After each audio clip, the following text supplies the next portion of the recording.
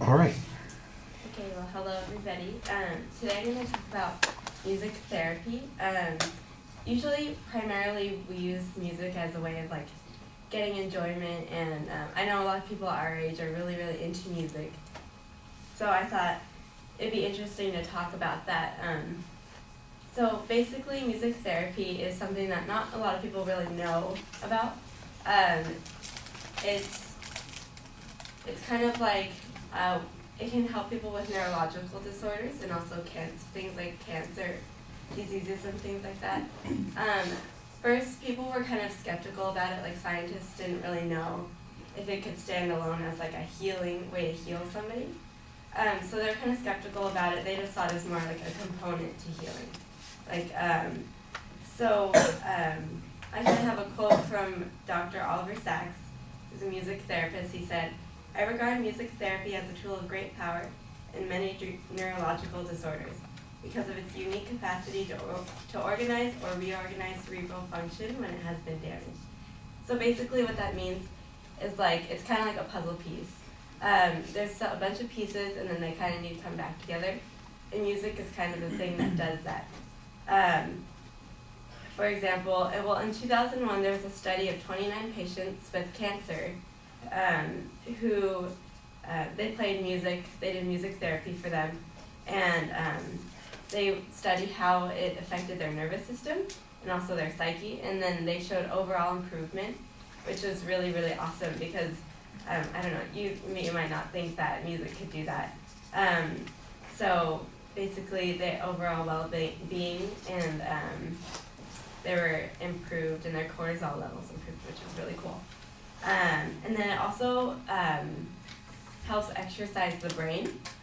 So neurological disorders like Parkinson's disease or stroke victims, they have problems like with their brain.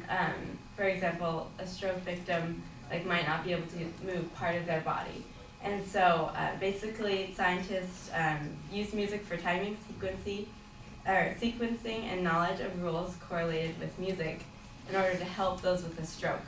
So basically, using the beats of the music, they had stroke victims walk, and then the side of their body that they couldn't really walk before, they were able to walk faster and smoother. So it was a really, really big improvement, and that's kind of devastating for devastating thing for stroke victims because they can't function as well. So my point is that there may be skeptics about thinking that music therapy couldn't really help anybody. But I think as time goes on, there's going to be a lot of more evidence supporting that. And I think it's an awesome way to, I think it's good for people our age because like when we're feeling sad or something, like we listen to music, but it's cool that it could also have major healing purposes too. Yeah, so that's it.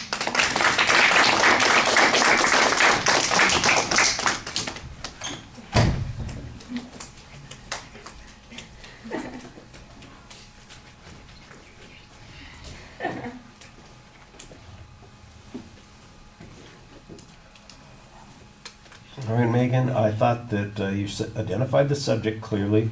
You had some nice background. The problem is that you don't really tell us what the claim is. You tell us what the subject is at the beginning, and I think you need to be making an inference early in the process. At the end of the speech, you do give us an inference, and I think and you also explain a little bit why there might be some controversy on it. I think that probably needed to be at the beginning. The thesis is therefore not as clear as it could be, and it sounds like you're going off in several directions, that there are neurological benefits, there are cancer benefits, there's some other benefits.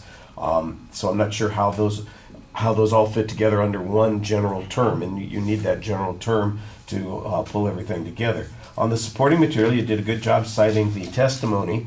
You had two things that you labeled as examples, and neither of them got a source citation in the oral part of the presentation. But also, if they're both examples, that means that you're not having something in that one of those third categories. I thought, for instance, that there might be some statistical information in the research when you talked about the 29 patients who had cancer, but you didn't give me any statistical information there, so I couldn't check you off in that category. And then there's the general stuff about stroke victims. and again, I'm not sure that would qualify as an example. That's what you put it as. But again, I think you need a source citation on that. I thought that it was organized pretty clearly around those points that you presented, and you did a nice job presenting it for the most part. I didn't see anything that was problematic there. All right, thank you.